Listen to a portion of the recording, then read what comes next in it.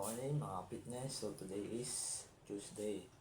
So 6 a.m. So share ko lang yung aming meal prep. Yan. So meron akong kamote na 28 grams.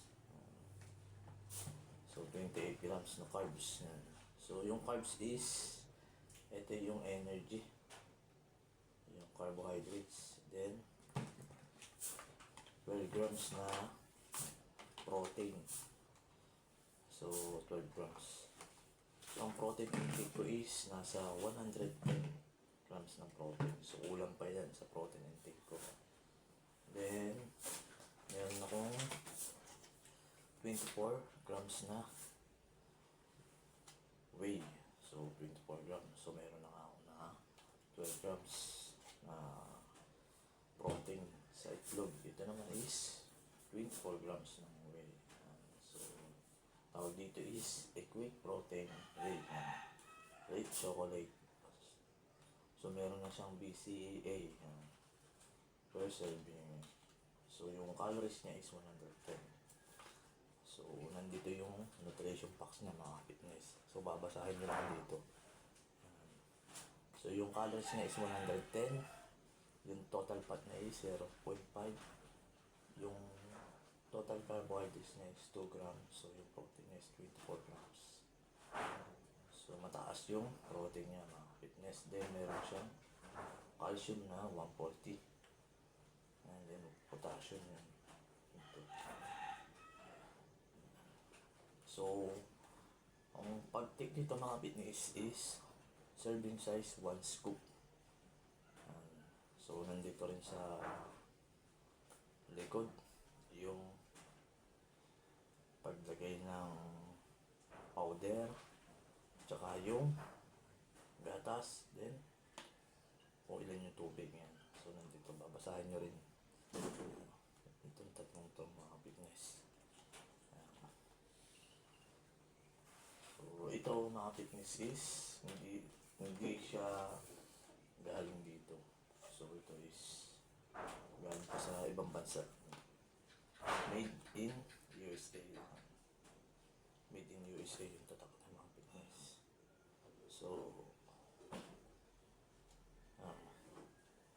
made in the USA, factory certified yan. So, yung mga fitness. So, meron din ako ditong unlean. Meron siyang bones, joints, muscles. So, meron din siyang high protein, din high calcium. Yan. So, kung gusto niyo siyang basahin, yung dito sa likod niya is, nandito rin yung nutrition, information naman niya. Yan. So, so, babasahin yung protein, total carbohydrates, then yung fats. So, ang kagandahan dito is, mataas yung calcium niya, mga fitness. So, mataas yung calcium niya. Then, meron din siyang vitamin C na 100 yan. So, yung calcium niya sobrang taas. Then, collagen and vitamin C. Then, high protein. Then, high calcium. So, nandito sa likod ba? Pagbabasa niya mga fitness is dito lang sa likod. So, dito ko nilalagay yung aking whey protein mga fitness. So, ginagamit ko siya after ng workout to. Yes. So, kung kulang kayo sa budget is gusto nyo rin ng dagdag lang sa gutom. Yan. So, nagugutom kayo. So, may pwede kayo mag-Skyflex. Yan. So, Skyflex. Kung nagda-diet kayo. So, nandito rin yung nutrition packs na.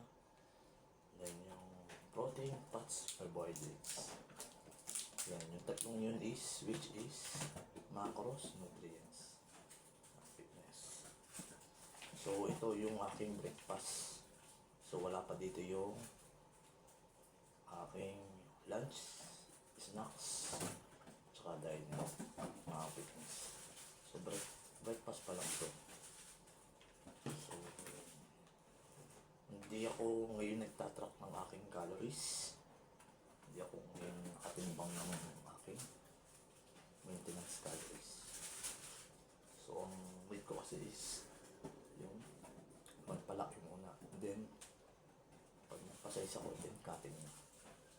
So, yun lang mga fitness. Sana may natutunan naman kayo sa aking share na video para makatulong sa inyong fitness goals o fitness journey. So, stay fit and healthy. Ayan. So, laging tandaan na alagaan ang kalusugan.